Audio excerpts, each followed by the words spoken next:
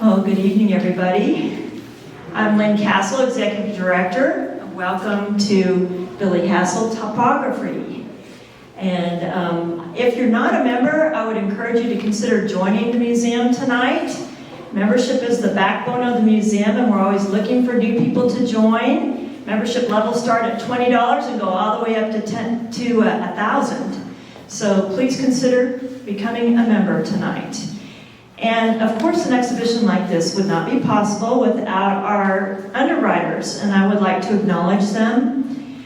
The Adaran Foundation, the Texas Commission on the Arts, the National Endowment for the Arts. It was an Arts Challenge grant, which Billy should be very proud of because those are competitive grants. The Wesley W. Washburn and Lulu Smith Endowment Fund, the C. Homer and Edith Fuller Chambers Charitable Foundation, Sheila and Jerry Reese, and Sheila is with us tonight. Sheila, raise your hand. And she's also a former past president, and she came over from Houston for this. Floyd and Patty McSpadden, and the city of Beaumont. And I also want to thank, there's a number of you that came from out of town. Raise your hand if you came from out of town. A lot of people came from Houston. There's people from Fort Worth. Thank you all for making the trip over tonight. We really appreciate your support. A lot of well-known artists are here tonight to support Billy too. We thank you for coming as well. Several of you have already shown here at the museum too, so we're happy to have you here tonight. And now I'm going to turn the microphone over to our curator of exhibitions, Caitlin Clay. Caitlin?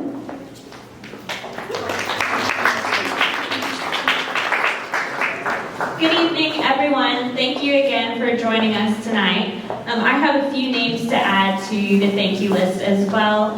As you all know, exhibitions like this take truly a village to put together, and I'm so grateful for everyone who assisted in making this exhibition and the accompanying catalog come together.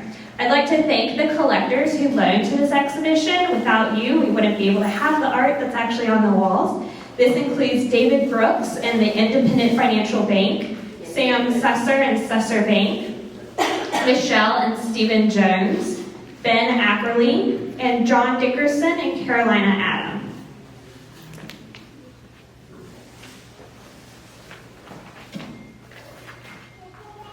I'd also like to thank the people who helped specifically with the catalog. Bibi Moncrief, who is here with us tonight, and also Lisa Tremaine, who is our catalog designer, as well as Billy's Galleries, Sarah Foltz from Sarah Foltz Fine Art, Nancy Whitenack and Danette DeFilo from Conduit Gallery, and Peeler Howe from William Campbell Gallery.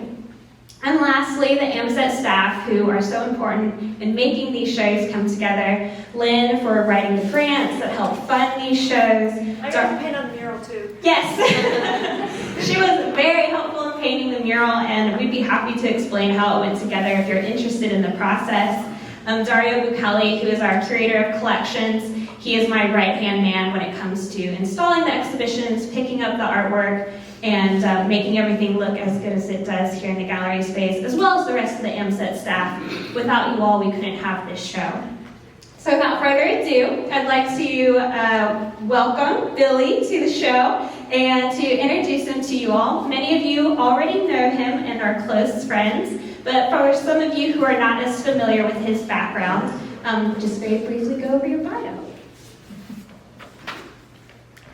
Born in Dallas, Texas, Billy Hassell spent his childhood admiring the colors and geometric patterns of the turtles, snakes, lizards, and frogs that frequented his backyard. His artistic talents became apparent at a young age, and he would often draw or sketch the nature around him. Upon finishing high school at Cistercian Preparatory School, which actually was across the street from the college I went to, Hassell earned a Bachelor of Fine Arts degree at Notre Dame and a Master of Fine Arts degree at the University of Massachusetts. Hassell works in various mediums, including oil on canvas, watercolor on paper, wood, and prints on paper. He has exhibited in dozens of exhibitions throughout the United States and currently lives in Fort Worth, where he continues to exhibit statewide and nationally regularly. He is currently a member of the board of directors for the Big Bend Conservancy and uses his knowledge as an artist to help advocate for Texas parks and wildlife. Please give a warm welcome to Billy Hassell.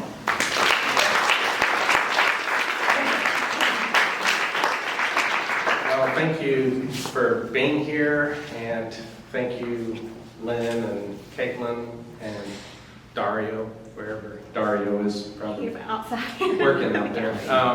Selling merchandise. As Caitlin said, it takes a lot of people involved to make things happen like this. And I also want to acknowledge Mariah Wisnowski, is that correct?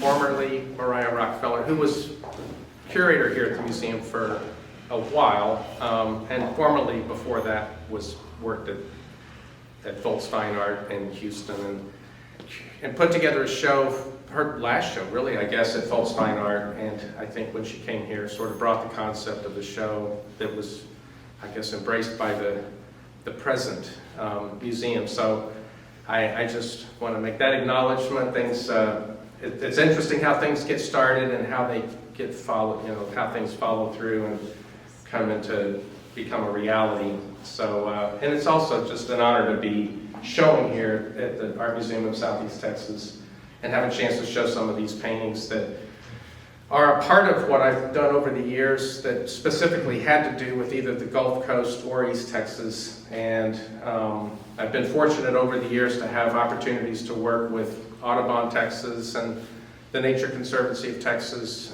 and more recently, Texas Parks and Wildlife on print projects, several of which are in this exhibit. They're not whole suites, but from Audubon and Texas Parks and Wildlife, I did 2 series of 5 color lithographs. And that is really what got me doing color lithographs. I was doing prints and mostly etchings and some simpler color lithographs, or black and white lithographs, but that really sort of launched this whole 20 years of doing color lithography, which I just fell right into and really enjoyed the whole process. So I also like to acknowledge, this is like all acknowledgements, but I am just really, really grateful to some of the lenders who are here tonight, John Dickerson and his wife, and Ben Ackerley, and I know there's some other lenders here that are, but I'll move on to Nancy Whiteneck, who's here from Dallas, and of course Sarah Foltz from Houston. So I'm really grateful to the galleries that participated helping put this together. I'm not really sure. I don't want to go into a long talk. I think nature in Texas has inspired me my whole life, and I've had, once I began to work with some of these organizations, conservation groups, it really kind of completed a circle in a way and gave me the opportunity to support these groups in ways using the art that I do to help them. I really raise people's awareness of the projects they're working on, as well as how important it is to kind of consider nature and all the hazards and difficulties that nature faces today. We're living on a pretty small planet. We're trying to keep it all balanced, and it's a challenge all around. So I'm just grateful for all of that as well. And I don't have really much more to say except thank you for being here. I hope you enjoy the evening, and just thank you. That's all I have. All right. Oh, yeah, question, please. The work is wonderful. The colors are very saturated, or sort of like exaggerated. Is there a reason why you seem to sort of enrich your work with so much color? Well, that's a good question. I think the scale of the work and the color of the work and the sort of directness of it is really intended to probably capture a short attention span. I want to get people's attention, and I think color, everyone gravitates towards color, and if anything, this show is pretty colorful, but the last couple of exhibits I had, there was an intentional reduction in color, like some of these paintings over on this wall. And I think color, I could go on about color, but I think we emotionally respond to color, and I think that I hope that it captures people's attention long enough to look further at the work and kind of look a little deeper into it. But, and I guess as artists, I think we all try to create things that, that engage, first of all, us. I mean, the artist that produces it, I think we've got it, we want to engage and create something that we enjoy, and hopefully that connects with other people. But I do think color is kind of a universal, I guess just, it's like a universal connector. Any other questions? This is a good opportunity. Just a comment. I do love that center painting in the back with the shorebirds and the fact that it is monochrome, with the exception of the birds that bring in the color. And I think that really pushes and pulls in a wonderful way between that color that we are drawn to and the black and white that I think helps you kind of rethink what that landscape is. And I really appreciate that. Well, the intention of reducing the color in the landscapes sort of started with this idea of certain species, certain birds whose numbers have dwindled pretty dramatically in recent years, and I began to think about how could I express that idea. I mean, I don't want to really be a political artist, or I don't want to beat people over the head with a message, but I think I got this idea of taking the color out of the landscape and letting the animals kind of represent, or the birds in this case represent the color.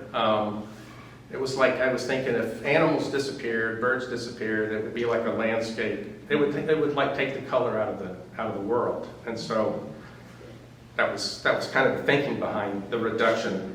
But as a graphic device, it works well too, because any color pops on that sort of grayish monochromatic background. But thank you for that comment. Anything else? Yes? How do you go about picking those birds? You actually go out birding and look at it and kind of visualize and kind of keep in your mind and then go through the process? Well, I do a fair bit of research, and I spend a lot of time outdoors. I observe birds. I'm not what you call a real serious bird watcher. I think Lynn is a real bird watcher, and we've had these conversations. Okay, so, here it comes.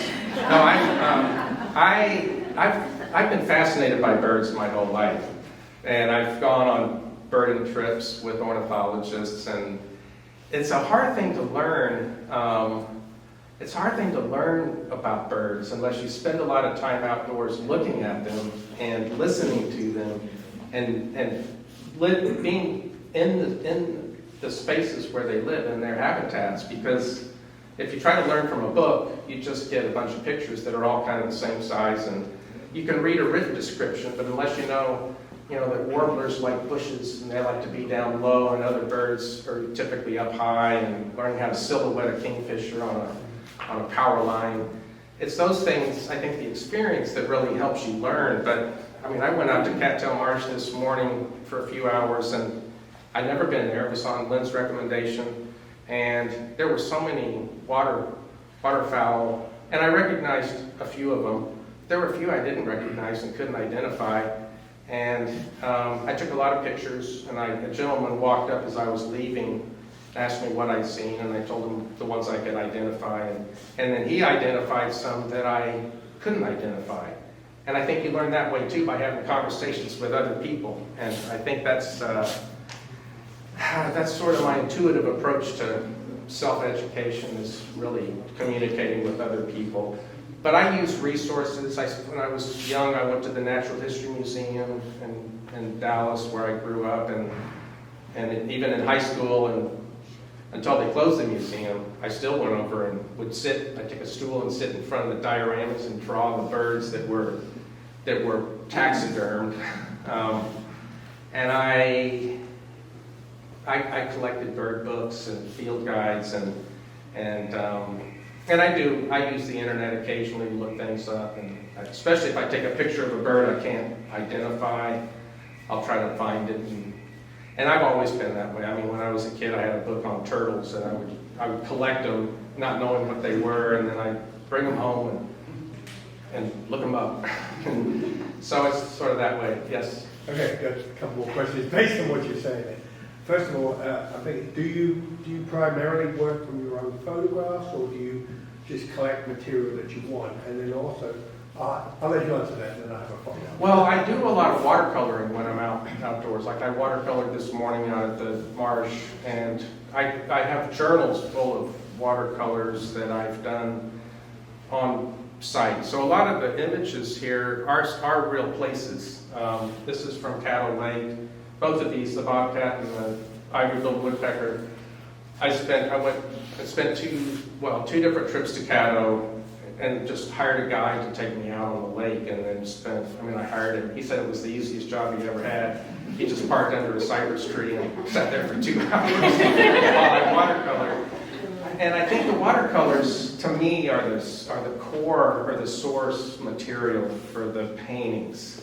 And I bring those, and they're just landscapes. Occasionally you'll see a bird flying, and I do take little videos if I have a chance, but I populate them later. I take the watercolors, which are much more spontaneous and sort of on the spot, and then develop those into oil paintings, and I stylize them. I've loved the regionalists, the Texas regionalists, and kind of the way they stylize their landscapes. And they got that from the early Italian painters. It's not like a brand new thing, but I've always loved pattern and sort of simplified forms.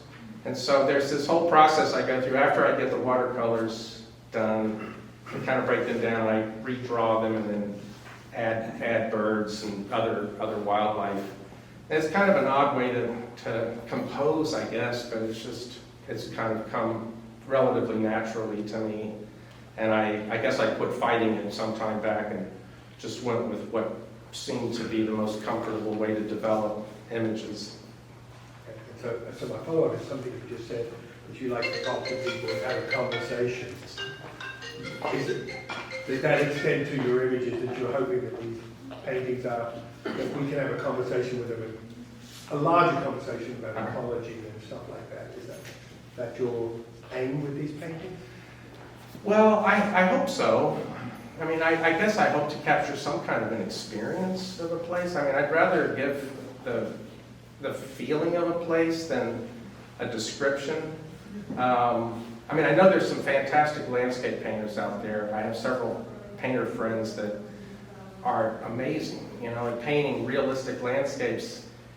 And that's actually not interested me that much. I admire their skill and the facility behind it, but I think, and I can't explain this, but I think I'm trying to capture the experience of like when you're out in nature and you see something, and it can be just a flash of a bird or the effect of light on something at the end of the day. There are those things that I think like when all the trees become dark silhouettes at evening, time of day, and I just look for forms and try to capture some of that essence. I don't know if that answers the question exactly, but I do want people to respond, and I expect that people will all have individual responses to these paintings, just like any other artwork. I feel like there's a abstract quality to what I do that is not, because it's not straight literal painting, I think it gives the viewer a chance to kind of engage a little or finish the piece in a way. But I hope that there is some kind of dialogue or relationship between the viewer and what I'm trying to communicate. So. Yes? I have been watching you paint for 35 years, and one thing that has been striking is involvement in portraying the movement and the drama of the subjects that you place in. And I think many people may not know, but every one of these paintings, there's movement and life drama in it, and I think that's really valuable for somebody like me.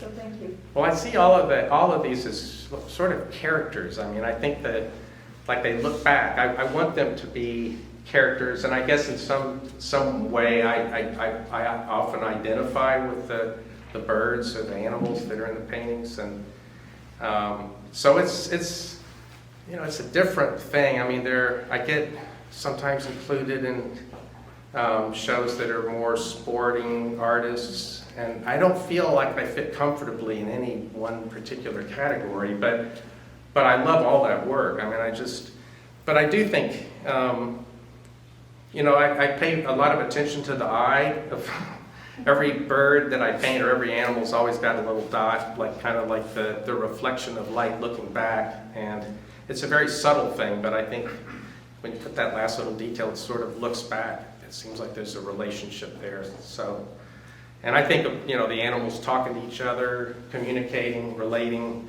all of that. There's definitely a kind of a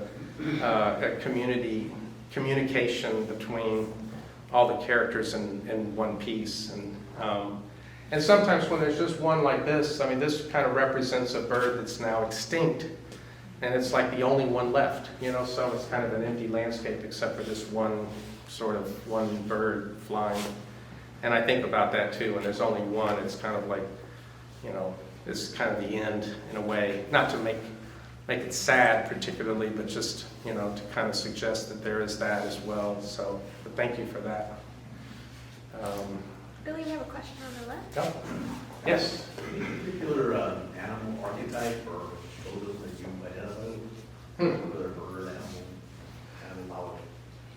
Well, I'm not sure they're represented in here, but I love blue jays, and I used to paint them a lot. Mockingbirds are certainly a bird that I feel a lot about. As far as animals go, I think coyotes have always fascinated me. Any particular meaning or feeling for you behind I'm sorry? that? Any particular feeling or meaning for you? Well, I think there's something to the whole animal spirit thing that other cultures embrace more than we do. Native Americans believe that we all have an animal spirit that we're connected with in some way. I think about that. But I think as far as mammals go, I think coyotes, I just have had sort of weird experiences with coyotes all my life, and good and bad, and I think that's the nature. They're tricksters, they're beneficial sometimes, and I love the mythology behind that. They're in a lot of cultures, not just in North America, but in Scandinavian countries, they believe that like coyotes or something like that brought fire to people. It's just a myth, one of those sort of universal myths, along with the sort of creation myths. And I love all the history and the symbolism that are associated with animals as well. And I mean, in here, it's just another layer of meaning if you want to sort of delve into it a little further. But mostly I try to put things where they belong in their context of their natural habitats, and but I do like all of that informs the work for sure. So, yes? Do you ever wake up in the middle of the night afraid that you have an idea and you must get out of bed to jot it down? Oh, I do that all the time. I figured you did. I wake up and write it down. I used to keep Or a change journal. something in another painting, and how long does it generally, I know this is a crazy question, but when you say the painting behind you, how many days, weeks, months, years did it take you to do that? Well, the actual execution of the painting sometimes just takes a couple of weeks, but I think a lot of processing goes into it, and I do keep journals and sketchbooks, and I mean, ideas percolate for a long time, so I think even if some of the things that happen the fastest have percolated the longest, they've been processing, but I think on average it takes me a couple of weeks to do a large painting. And if I have the time, I'll work on one and then put it aside and work on another one and then come back. And so it's sort of an organic process. And if I'm under a real serious deadline, I can paint pretty fast. But the paintings I think they turn out better when I give myself time to really work them over and let them sort of speak to me too while I'm in the process of painting them. Thank you. Yes. Is the mural a subtle hint that maybe we're going to see more butterflies in the future? Wait, Is the mural Yeah. A subtle hint that we're gonna see a lot more butterflies in the future. You mean mine? Yeah, yours. Well, yeah, they're multiplying. No, well, the mural was really a fun part of this show because it truly was a collaborative process. I had the idea from a show in Houston when I was working on that show with Mariah to do an installation. There's that funny corner in the gallery that we were trying to come up with something interesting. And I had some paintings that had butterflies in them, you know, about the migration. And it's a fascinating thing. I mean, they migrate all the way from central Mexico to Canada and back. It takes 4 generations of butterflies to do it. And they are dwindling. And I think that just sort of entered my consciousness, sort of like osmosis. I kept hearing about them and about planting milkweed, which is a plant they depend on they lay their eggs on the underside of milkweed leaves. And I just started thinking about this. And I was going to do a wall installation, and I thought maybe just we'd do a color, maybe like a blue or kind of a sky blue color.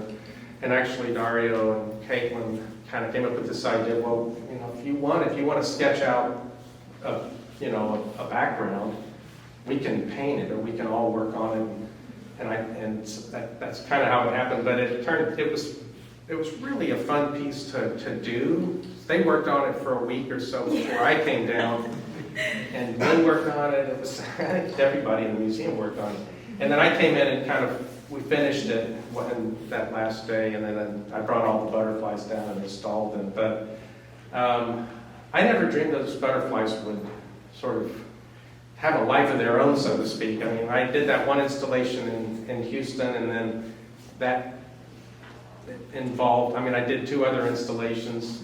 I did a show at Conduit Gallery in Dallas with a smaller installation, and they were just on the wall. And it's funny. I mean, you get ideas as an artist, and sometimes, you think it might work, sometimes it can fall flat, it can look corny, it's just like, you don't know how it's going to turn out until you put it on the wall. And there's something, butterflies, the images of butterflies, it's like they're very ubiquitous, and they can look kind of sweet, and I don't know, I had faith that these would work, and I guess I did when I did the paintings, but doing it 3-dimensionally, and it's just it's a digital print on dye bond, which is an aluminum laminate. The fabrication part of it, well, I had those printed and cut, and then I spent quite a bit of time putting mounting brackets, which I still haven't quite ironed that out, but they kind of came to life in an odd way, getting them off the wall and putting them at different angles, it just animated them. And I guess in a way, I've always tried to think of ways to animate a painting. If you're doing images and you're doing something that's got some three-dimensionality to it, or a sense of space, an illusion of space, you're always looking for ways to bring that out more into real space. And I think that was kind of a fun solution there to do that. But and even though there are abstract aspects to my work, I think there's still that line between something that actually is what it is and something that is what it looks like, or looks like something that it isn't actually. It's an illusion. So I guess it was Picasso that said, art is the lie that helps us see the truth. And I love that idea that it's a deception, but it enables us to see something in a different way, and I think that's kind of what the butterflies are sort of close to doing.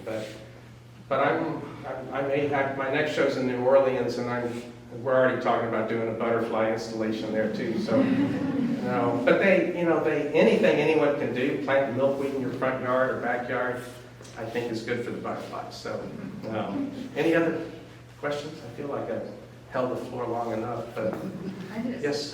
You're talking about the installation, and I was hoping to talk about the introduction of sculpture into your work, which I know is not a new thing, sculpture in your work, but is that something that, I don't know, I guess, can you talk about your sculptural work at all, or? I mean, that's still kind of working like a painting because it's got that whole background. And I think when there's nothing behind them and they're sort of self-referential, to me, they take on a different kind of reality. You know, they are what they are. They really are on the wall, they project, they cast shadows, so they're an object. And I do like that idea, and I have a lot of ideas that I haven't had time to really explore, and I hope to do more of in the future. The last show I had at Conduit, I had some relief pieces that were painted, and I really liked that. So it sort of had two different things going on. I had the relief elements that were one shape and then a painted landscape on top of it that sort of denied the three-dimensionality of the relief, but at the same time created this duality that was much more complex to look at. And those kinds of things do interest me a lot, and I'd like to do more with it. Wow. Well, if there are no, there's, okay. I was holding back, like, don't ask, but I have to. One of the ways that I like to break the ice in my classroom with the kids is as a very intimate question. And I know it's really hard for artists to answer this, and you're scared because you know what I'm asking, but it's really easy. And I couldn't answer that for many years, because I feel like I was like not giving importance to one to another. But if you can pick one or two favorite colors, what will those two be? Very intimate for an artist, because then you feel, but I love to know yours. Yeah, well, there's a certain color, kind of yellow, greenish, almost turquoise color that I really, yeah, that I really do relate to. And it is funny because I think, speaking of intimacy, I think artists live not vicariously, but they live in a way indirectly through their work. The work represents you. I mean, you do have opportunities like this to stand in front and talk, but I always think about musicians or any kind of live performer that has to get up and do it in front of a group of people, and how artists kind of have it, you know, we can do most of our work in a studio, in the privacy of our studio, but I think that it's also a great vehicle for, you know, for being very personal without being very direct about it. I mean, you can have sort of suggestions or implications that aren't real obvious, and I think that to me adds another dimension to the work as well. But thank you for that question. It took me a while to answer it, and my answer was your answer. Huh, okay. And I'll tell you why later. Yeah, it's sort of a recurrent. I mean, it's in a lot of the paintings, and the gradation of color. You know, that transition from one color to another. So, well, do we have time for any more questions, or? I have a quick announcement for everyone. Okay. Well, thank you, and I'll let you.